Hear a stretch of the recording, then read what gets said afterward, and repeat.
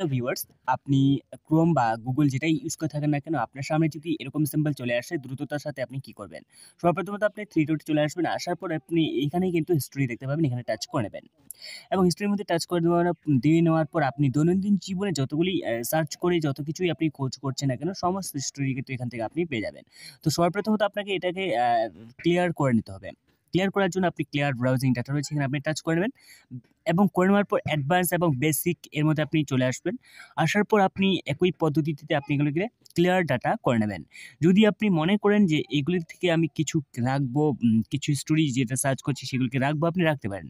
তবে আমার মতে এগুলিকে আপনি বক্সের টিক দিয়ে নেবেন। সম্পূর্ণই আপনি ক্লিয়ার ডাটা করে নেবেন।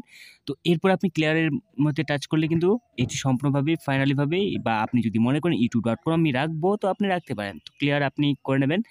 তো এইভাবে কিন্তু আপনি আপনার যে ব্রাউজিং হিস্টরি রয়েছে আপনি এইভাবে ক্লিয়ার করে নেবেন।